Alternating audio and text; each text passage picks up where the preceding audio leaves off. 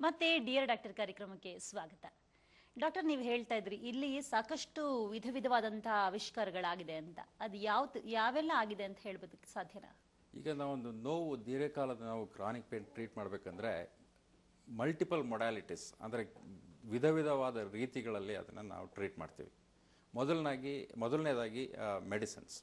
ಈಗ ಕೆಲವು ಮೆಡಿಸಿನ್ಸು ನೋವಿಗೆ ಅಂತ ಇರುತ್ತೆ. ಈಗ ನೀವು ಐಬುಪ್ರೋಫೆನ್, ಪ್ಯಾರಾಸಿಟಮಾಲ್ ಇದೆಲ್ಲನೂ ಮಾಮೂಲಿ ಫಾರ್ಮಸಿನಲ್ಲಿ ಸಿಗುವಂಥ ಮೆಡಿಸಿನ್ಸು. ಇದೆಲ್ಲ ಸ್ವಲ್ಪ ಇನಿಷಿಯಲಿ ಸಣ್ಣ ಸಣ್ಣ ನೋವುಗಳಿಗೆಲ್ಲ ಇದು ಉಪಯೋಗ ಆಗುತ್ತೆ. ಮತ್ತು ಈಗ ಕೆಲವರು ನರಗಳಿಂದ ಬರೋ ನೋವಿಗೆ ಕೆಲವು ಸ್ಪೆಷಲ್ ಆಗಿ ಈಗ ಕೆಲವು ಮೆಡಿಸಿನ್ಸ್ನ ಕಂಡುಹಿಡಿದಿದ್ದಾರೆ. ಅದನ್ನು ಯೂಸ್ ಮಾಡ್ಬೋದು. ಮತ್ತು ಮಸಲ್ ರಿಲ್ಯಾಕ್ಸೆಂಟ್ಸ್, ಮಸಲ್ ಸ್ಪ್ಯಾಸಮ್ಸ್ ಅದೆಲ್ಲನೂ ಕ್ರಾನಿಕ್ ಪೇನ್ದು ಅವಿಭಾಜ್ಯ ಅಂಗ. ಅದನ್ನು ಕಮ್ಮಿ ಮಾಡೋದಕ್ಕೆ ಮಸಲ್ ರಿಲ್ಯಾಕ್ಸೆಂಟ್ಸ್ ಅಂತ ಇದೆ. ಮತ್ತು ಕೆಲವು ಡಿಪ್ರೆಷನ್ ಟ್ರೀಟ್ ಮಾಡೋ ಮೆಡಿಸಿನ್ಸ್ ಇದೆ. ಅದು ಡಿಪ್ರೆಷನ್ ಟ್ರೀಟ್ ಮಾಡೋದಲ್ಲದೆ ನೋವನ್ನು ಕೂಡ ಕಮ್ಮಿ ಮಾಡುತ್ತೆ. ಅದು ಆ್ಯಂಟಿ ಡಿಪ್ರೆಸೆಂಟ್ಸ್ ಕೂಡ ಯೂಸ್ ಮಾಡ್ತೀವಿ. ಕೊನೆಯದಾಗಿ ಇದು ಯಾವುದು ಕೆಲಸ ಮಾಡದೆ ಹೋದರೆ ತುಂಬ ಸ್ಟ್ರಾಂಗ್ ಆಗಿರೋ ಮೆಡಿಸಿನ್ಸ್ ಅಂದರೆ ನಾರ್ಕಾಟಿಕ್ಸ್ ಅಥವಾ ಓಪಿಯಾಯ್ಡ್ಸ್ ಅಂತ ಹೇಳ್ತೀವಿ ನಾವು ಮೆಡಿಸಿನಲ್ಲಿ. ಅದನ್ನು ಕೂಡ ನಾವು ಕ್ರಾನಿಕ್ ಪೇನಲ್ಲಿ ಯೂಸ್ ಮಾಡ್ತೀವಿ. ಆದರೆ ನಾರ್ಕಾಟಿಕ್ಸ್ ಎಲ್ಲ ಯೂಸ್ ಮಾಡಬೇಕಂದ್ರೆ ಯಾವುದೇ ಆಗಲಿ, ಇದು ಯಾವುದೇ ಮೆಡಿಸಿನ್ ಆಗಲಿ, ಅದರಿಂದ ಸೈಡ್ ಎಫೆಕ್ಟ್ಸ್ ಜಾಸ್ತಿ. ಅದನ್ನ ಕರೆಕ್ಟಾಗಿ ಯೂಸ್ ಮಾಡಬೇಕು. ಯಾಕೆಂದ್ರೆ ಬ್ರೂಫಿನ್ ಅಂತ ಹೇಳಿದ್ರಿ, ಮತ್ತೆ ತಲೆನೋವು ಅಂತ ಹೇಳಿ ಕೆಲವರು ನಿಸಿಪ್ ತಗೊಳ್ತಾರೆ. ಅದು ಕೂಡ ತುಂಬಾ ಲಾಂಗ್ ಟರ್ಮ್ ಅಲ್ಲಿ ತಗೊಳ್ಳೋದ್ರಿಂದ ಸೈಡ್ ಎಫೆಕ್ಟ್ ಇದೆ ಅಂತ. ಸೈಡ್ ಎಫೆಕ್ಟ್ ಇದೆ.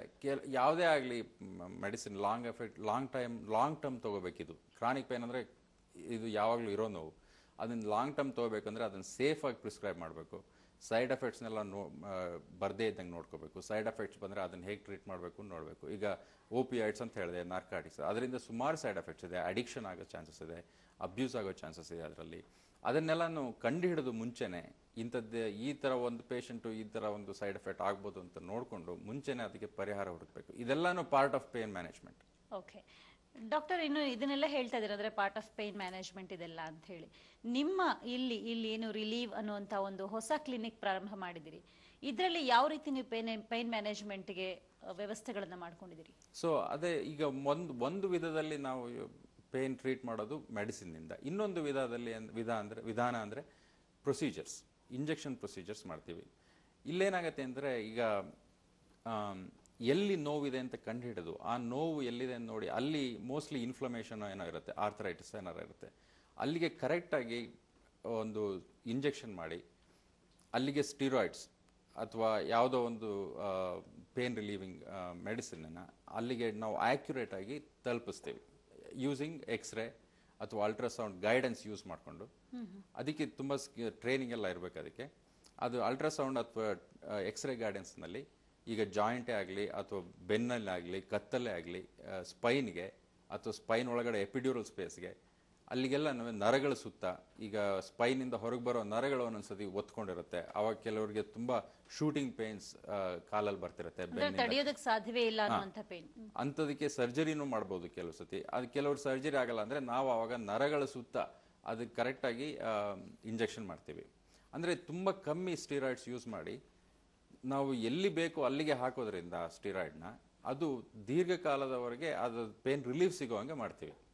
ಈ ನಿಮ್ಮ ಟ್ರೀಟ್ಮೆಂಟ್ ತಗೊಂಡ್ಮೇಲೆ ಪೇನ್ ವಾಪಸ್ ರಿಪೀಟ್ ಆಗೋದಿಲ್ವಾ ಡಾಕ್ಟರ್? ರಿಪೀಟ್ ಆಗ್ಬೋದು, ಆದರೆ ಇದನ್ನ ಪೀರಿಯಾಡಿಕಲ್ ಆಗಿ ಮಾಡ್ತಾ ಇರಬೇಕಾಗತ್ತೆ. ಈಗ ಒಂದು ಇಂಜೆಕ್ಷನ್ ಅಥವಾ ಒಂದು ಪ್ರೊಸೀಜರ್ ಮಾಡಿ ಸುಮ್ಮನೆ ಬಿಟ್ಬಿಡೋಕ್ಕಾಗೋದಿಲ್ಲ. ಒಂದು ಪ್ರೊಸೀಜರ್ ಅಥವಾ ಒಂದು ಇಂಜೆಕ್ಷನ್ ಮಾಡಿದ್ಮೇಲೆ ನೋವು ವಾಪಸ್ ಬಂದಾಗ ಅದನ್ನ ರಿಪೀಟ್ ಮಾಡಬೇಕಾಗತ್ತೆ. ಕೆಲವು ವಿಧಾನಗಳಿದೆ. ಈಗ ರೇಡಿಯೋ ಫ್ರೀಕ್ವೆನ್ಸಿ ಅಬ್ಲೇಷನ್ ಅಂತ ಒಂದು ಪ್ರೊಸೀಜರ್ ಇದೆ. ಆ ಪ್ರೊಸೀಜರ್ನಲ್ಲಿ ನಾವು ಆ ನರಗಳನ್ನು, ಈಗ ಕೆಲವು ನರಗಳಿರುತ್ತೆ ಅದರಿಂದ ಬೇರೆ ಏನು ಉಪಯೋಗ ಇರೋದಿಲ್ಲ, ಬರೀ ನೋವನ್ನು ಮಾತ್ರ ಅದು ಕೊಡ್ತಾ ಇರುತ್ತೆ. ನಮಗೆ ಗೊತ್ತು ಅಲ್ಲ ಆರ್ಥರೈಟಿಸ್ ಇದೆ ಅಂತ, ನಮಗೇನು ಅದು ಹೇಳಬೇಕಾಗಿಲ್ಲ ಯಾವಾಗಲೂ ನೋವಿದೆ ಇಲ್ಲಿ ನಿಮಗೆ ಅಂತ. ಅದರಿಂದ ಆ ನರದಿಂದ ನಮಗೇನು ಪ್ರಯೋಜನ ಇಲ್ಲ. ಅಂಥ ನರಗಳನ್ನು ಅಬ್ಲೇಟ್ ಮಾಡ್ತೀವಿ ಯೂಸಿಂಗ್ ರೇಡಿಯೋ ಫ್ರೀಕ್ವೆನ್ಸಿ. ಈಗ ಅದು ಕೆಲವು ಸತಿ 1 ವರ್ಷ 2 ವರ್ಷ 3 ವರ್ಷದವರೆಗೂ ರಿಲೀಫ್ ಕೊಡುತ್ತೆ. ಅಥವಾ ಅಟ್ಲೀಸ್ಟ್ 6 ತಿಂಗಳಿಂದ 1 ವರ್ಷ ಕಾಮನ್ಲಿ ಅದು ರಿಲೀಫ್ ಕೊಡುತ್ತೆ. ಅದನ್ನು ಮತ್ತೆ ರಿಪೀಟ್ ಮಾಡೋದಕ್ಕೆ 15 ನಿಮಿಷ ಬೇಕಷ್ಟೇ. ಆ ಪ್ರೊಸೀಜರ್ 15-20 ನಿಮಿಷದಲ್ಲಿ ಮಾಡ್ಬೋದು. ಸೊ 15-20 ನಿಮಿಷ ಪ್ರೊಸೀಜರ್ ಮಾಡಿಸ್ಕೊಂಡು 1 ವರ್ಷ 2 ವರ್ಷ ಪೇನ್ ರಿಲೀಫ್ ಸಿಕ್ಕಿದ್ರೆ I think it is worth it. Okay. So ಅದು ಆ ಥರ ಒಂದು ಪ್ರೊಸೀಜರ್ ಮಾಡಿಸ್ಕೊಂಡು ಓಡಾಡ್ತಾ ಇರ್ಬೋದು, ಕೆಲಸ ಮಾಡ್ಕೋಬೋದು, ನಮ್ಮ ಮನೆ ಕೆಲಸ ಮಾಡ್ಕೋಬೋದು, ಹೊರಗಡೆ ಕೆಲಸ ಮಾಡ್ಬೋದು. ನಮ್ಗೇನಾರೋ ಒಂದು ವೆಕೇಶನ್ಗೆ ಹೋಗ್ಬೇಕು, ಒಂದು ಪಿಕ್ನಿಕ್ ಹೋಗ್ಬೇಕು ಅಂತಂದ್ರೆ ನಾರ್ಮಲ್ ಲೈಫ್ ಬ್ಯೂಟಿಫುಲ್ ಆಗಿ ಲೀಡ್ ಮಾಡ್ಬೋದು. ಅಂದ್ರೆ ಒಂದ್ಸತಿ ಬಂದು ನಿಮ್ಮ ಹತ್ರ ಒಂದು ಟ್ರೀಟ್ಮೆಂಟ್ ತಗೊಂಡ್ಮೇಲೆ ಒಂದು 3 ವರ್ಷಗಳ ಕಾಲ ಅವ್ರು ಆರಾಮವಾಗಿರ್ಬೋದು. ಹಂಗೇನು ಹೇಳಕ್ಕಾಗೋದಿಲ್ಲ, ಬಟ್ ಎಷ್ಟೋ ಸತಿ ಹಾಗಾಗತ್ತೆ. ಅಂದ್ರೆ ಈಗ ವಿಧವಾದ ನೋವುಗಳಿದೆ ದೇಹದಲ್ಲಿ. ಯಾವ ನೋವು ಹೇಗೆ ಬರ್ತಿದೆ ನಮ್ಗೆ ಗೊತ್ತಿಲ್ಲ. ಅದನ್ನ ನೋಡಿ ಒಂದೊಂದು ನೋವಿನ ವ್ಯಕ್ತಿಗೂ ಕೂಡ ಬೇರೆ ಬೇರೆ ಟ್ರೀಟ್ಮೆಂಟ್ ಮಾಡ್ಬೇಕಾಗತ್ತೆ. ಎಷ್ಟೋ ಸಲ ನಾವು ಒಂದ್ಸತಿ ನೋವು ಕಮ್ಮಿ ಮಾಡಿದ್ಮೇಲೆ ಇವ್ರಿಗೆ ಫಿಸಿಯೋಥೆರಪಿ ಮಾಡಿಸ್ಕೊಳ್ಳಿ ಅಂತ ಹೇಳ್ಬೋದು. ಫಿಸಿಯೋಥೆರಪಿ ಮಾಡಿಸ್ಕೊಂಡಾಗ ಅವ್ರಿಗೆ ಮಸಲ್ ಎಲ್ಲ ಸ್ಟ್ರಾಂಗ್ ಆಗಿ ಮತ್ತೆ ಅವರು ಸುಮಾರು ವರ್ಷ ವಾಪಸ್ ಬರದೇ ಇರ್ಬೋದು ನಮ್ಮ ಹತ್ರ ಟ್ರೀಟ್ಮೆಂಟ್ಗೆ. ಯಾಕೆಂದ್ರೆ ಒಂದ್ಸತಿ ಫಿಸಿಯೋಥೆರಪಿ ಎಲ್ಲ ಮಾಡಿಸಿ ಅವ್ರಿಗೆಲ್ಲ ಗೊತ್ತಾದ್ಮೇಲೆ, ಅವ್ರಿಗೆ ಹೇಗೆ ಅವಾಯ್ಡ್ ಮಾಡಬೇಕು ಪೇನ್ ಅಂತ ಗೊತ್ತಾದ್ಮೇಲೆ ದೆನ್ ಈಗ ಕೆಲವರು ತುಂಬ ಹೆವಿ ಆಬ್ಜೆಕ್ಟ್ಸ್ನ ಎತ್ತುತ್ತಾ ಇರ್ತಾರೆ ಯಾವಾಗಲೂ. ಕೆಲವ್ರಿಗೆ ಆ ಥರ ಕೆಲಸದಲ್ಲಿ ಆ ಥರ ಇರುತ್ತೆ, ಕೆಲವ್ರಿಗೆ ಬೇಕಾಗಿರುತ್ತೆ, ಹಂಗೆ ಮಾಡಬೇಕಾಗತ್ತೆ. ಈಗ ಕಂಪ್ಯೂಟರ್ ಸಾಫ್ಟ್ವೇರ್ ಸ್ಪೆಷಲಿಸ್ಟು ಯಾವಾಗಲೂ ಕೂತ್ಕೊಂಡಿರ್ತಾರೆ, ಅಥವಾ ಯಾವುದ್ಯಾವುದೋ ಪಾಶ್ಚರ್ನಲ್ಲಿ ಮಲ್ಕೊಂಡು ಎಲ್ಲ ಮಾಡಿಕೊಂಡು ಕಂಪ್ಯೂಟರ್ ನೋಡಿಕೊಂಡು ಕೆಲಸ ಮಾಡ್ತಿರ್ತಾರೆ. ಅವ್ರಿಗೆ ಗೊತ್ತಿರೋದಿಲ್ಲ ಅವ್ರು ಏನು ಮಾಡ್ತಿದ್ದಾರೆ ತಪ್ಪು ಅಂತ. ಈ ತಪ್ಪುಗಳನ್ನೆಲ್ಲ ಅವ್ರಿಗೆ ಹೇಳ್ಕೊಟ್ಟಾಗ ಫಸ್ಟ್ ಅವ್ರಿಗೆ ಕಮ್ಮಿ ಮಾಡಿ ನೋವು ಫಿಸಿಯೋಥೆರಪಿ ಮಾಡಿಸಿ ಅವ್ರನ್ನ ಮತ್ತೆ ಅವ್ರ ಕಾಲ ಮೇಲೆ ನಿಲ್ಲಿಸಿ ಅವ್ರಿಗೆ ನೀವು ಏನು ತಪ್ಪು ಮಾಡ್ತಿದ್ರಿ ಅಂತ ಹೇಳ್ಕೊಟ್ರೆ, ಅವ್ರು ಆ ತಪ್ಪನ್ನು ನಿಲ್ಲಿಸಿದ್ರೆ ಮುಂದೆ ಅವರು ಸುಮಾರು ವರ್ಷ ಆರಾಮಾಗಿರ್ಬೋದು. ಆ ಸಾಧ್ಯತೆಗಳು ಇದೆ. ಮತ್ತಷ್ಟು ಮಾಹಿತಿನ ತರ್ತೇವೆ ಒಂದು ವಿರಾಮದ ನಂತರ.